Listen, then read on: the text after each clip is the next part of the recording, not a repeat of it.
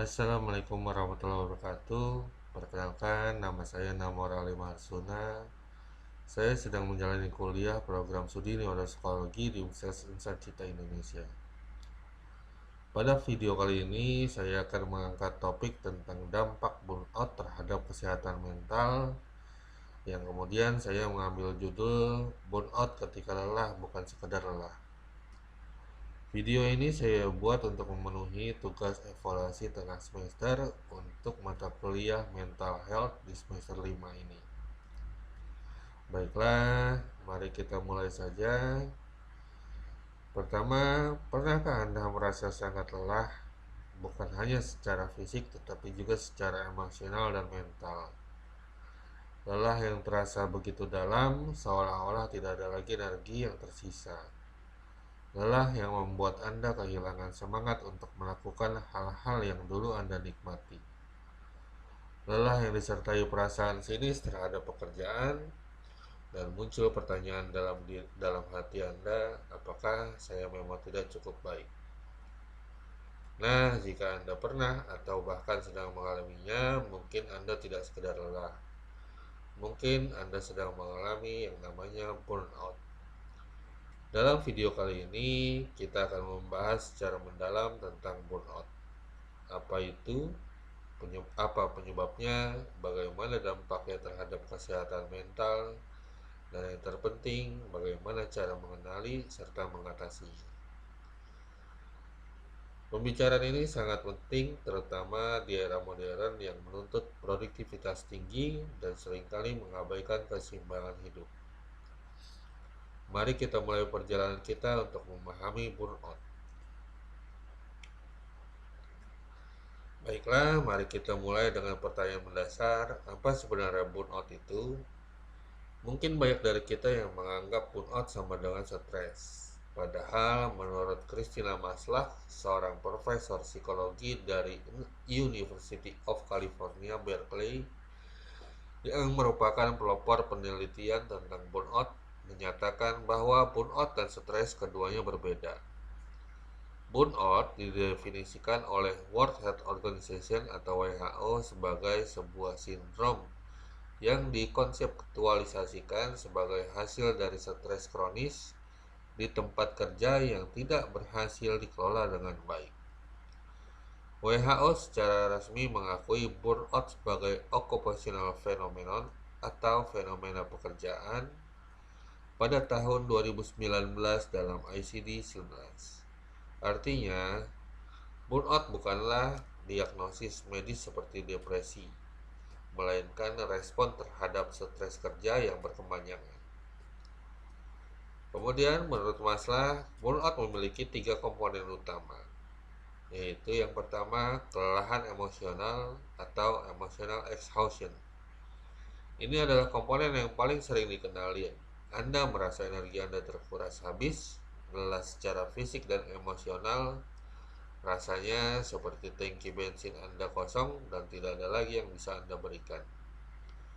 Yang kedua, depersonalisasi atau sinisme. Ini adalah respons negatif terhadap pekerjaan atau orang-orang di sekitar Anda. Anda mulai merasa sinis, acuh tak acuh, atau bahkan bermusuhan dengan pekerjaan Anda.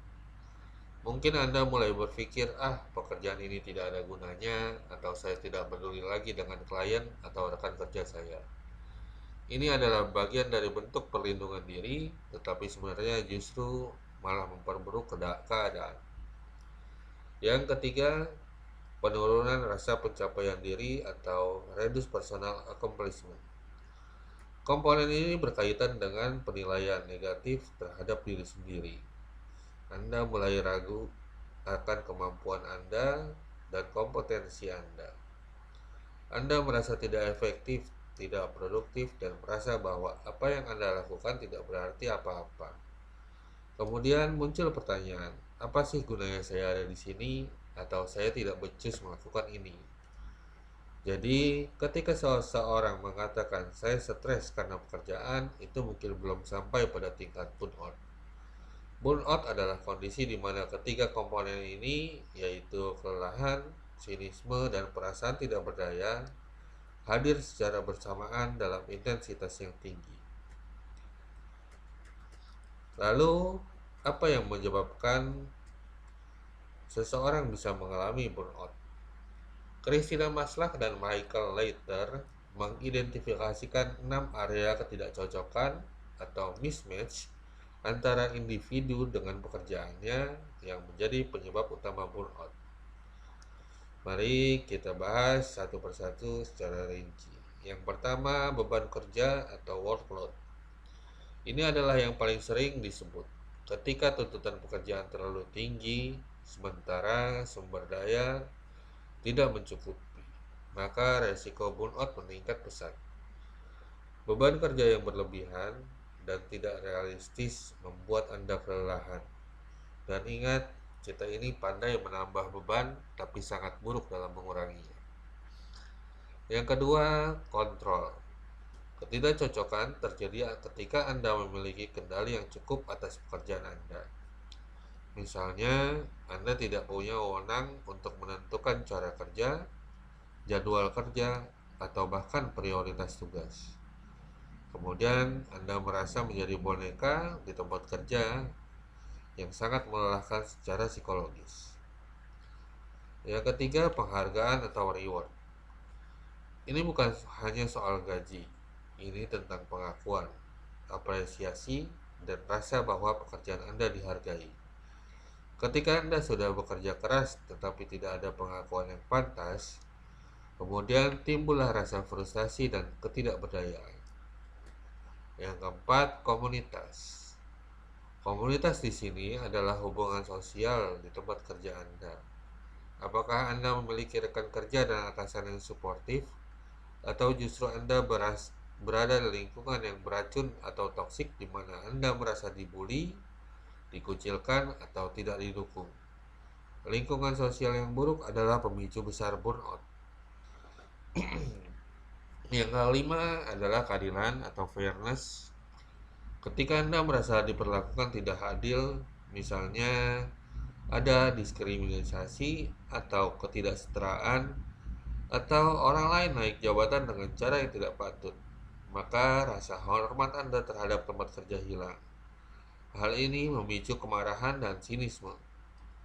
Yang keenam, nilai atau value. Terakhir, ketidakcocokan terjadi karena ada konflik antara nilai-nilai pribadi Anda dengan nilai-nilai atau etika di tempat kerja Anda.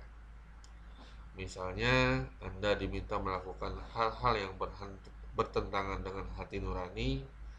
Ini menimbulkan perasaan hampa dan kehilangan makna dalam bekerja.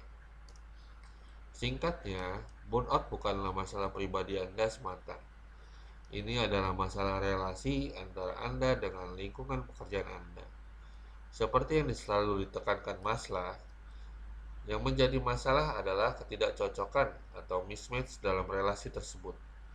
Jadi, jangan menyalahkan diri Anda sepenuhnya. Sekarang kita masuk ke inti pembahasan bagaimana burnout berdampak pada kesehatan mental.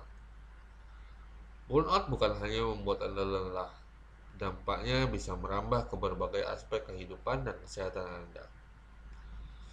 Mari kita mulai merinci. Pertama, dampak pada kesehatan fisik.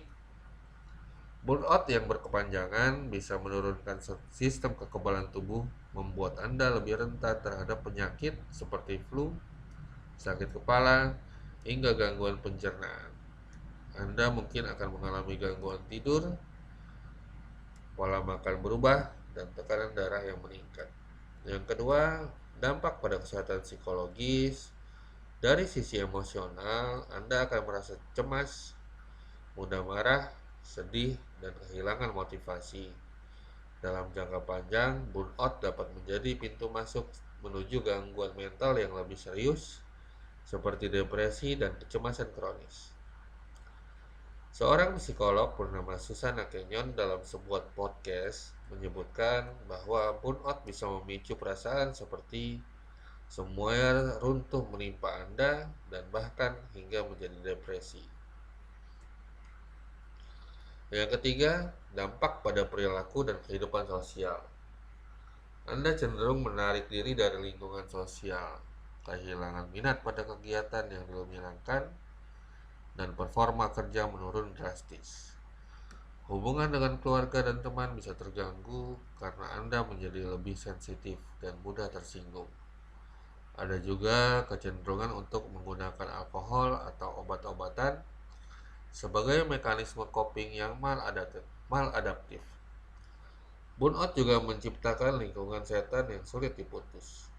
Kelelahan membuat Anda sinis, sinisme membuat Anda tidak produktif, dan ketidakproduktifan membuat Anda semakin merasa tidak berharga, yang pada akhirnya membuat Anda semakin lelah. Sebuah analogi yang menarik disampaikan oleh Fabio Posca dalam podcastnya. Burnout is not some explosion of stress. It is the slowdown motion of your spirit. Yang artinya, burnout bukanlah ledakan stres. Ini adalah gerakan perlahan dari jiwa Anda. Ini menggambarkan bagaimana burnout terjadi secara bertahap dan seringkali kita tidak menyadarinya sampai kita sudah berada di titik paling bawah. Lalu, bagaimana cara mengenali dan mencegah burnout? Yang pertama adalah mengenali tanda-tandanya. Perhatikan apakah Anda sering bangun tidur dalam keadaan lelah. Apakah pekerjaan yang dulu Anda nikmati kini terasa berat? Apakah Anda mulai kehilangan empati dan menjadi sinis? Jangan abaikan tanda-tanda awal ini. Yang kedua, pahami bahwa self-care saja tidak cukup. Seringkali saran untuk mengatasi burnout adalah istirahatlah atau lakukan perawatan diri. Ini penting, tetapi masalah menegaskan bahwa ini saja tidak cukup jika sumber stresnya tidak diatasi. Jika Anda beristirahat tetapi kembali ke lingkungan kerja yang sama dengan beban dan ketidakcocokan yang sama, burnout akan datang lagi. Yang ketiga, lakukan pendekatan ganda, yaitu pendekatan terhadap individu dan organisasi. Dari sisi individu, Anda bisa mencoba yang pertama, menetapkan batasan yang jelas antara pekerjaan dan kehidupan pribadi. Yang kedua, meluangkan waktu untuk memulihkan energi dengan aktivitas yang benar-benar merefresh Anda, bukan sekedar menghindar. Yang ketiga, mengkomunikasikan perasaan Anda kepada atasan atau rekan kerja. Seperti yang disarankan Fabio Posca, bicarakan dengan manajer jika ada ketidakadilan atau beban kerja yang terlalu berat buat Anda. Kemudian, dari sisi organisasi, seharusnya ada upaya untuk mengatasi 6 ketidakcocokan atau mismatch yang sudah kita bahas. Apakah beban kerja bisa disesuaikan? Apakah ada apresiasi yang layak? Apakah lingkungan kerja bisa dibuat lebih adil dan suportif? Menurut Maslah, ini adalah masalah manajemen, bukan masalah individu. Baiklah para pendengar, kita sudah sampai di akhir video kali ini. Kita telah belajar bahwa burnout adalah kondisi serius yang disebabkan oleh stres kronis di tempat kerja yang kemudian tidak terkelola dengan baik. Ini bukan sekedar kelelahan biasa, melainkan sebuah sindrom yang terdiri dari kelelahan emosional, sinisme, dan penurunan rasa pencapaian diri. Burnout berdampak besar pada kesehatan fisik dan mental kita, dan bisa memicu depresi serta kecemasan jika dibiarkan. Yang terpenting, kita harus ingat bahwa burnout bukanlah kegagalan pribadi, tetapi sebuah sinyal bahwa ada sesuatu yang tidak beres dalam relasi antara kita dan pekerjaan kita.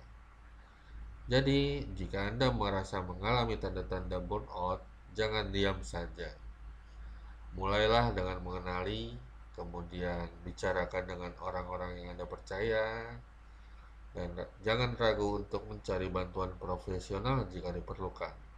Ingatlah, merawat kesehatan mental adalah investasi terbaik untuk masa depan Anda. Terima kasih telah mendengarkan video saya. Semoga bermanfaat. Assalamualaikum warahmatullahi wabarakatuh.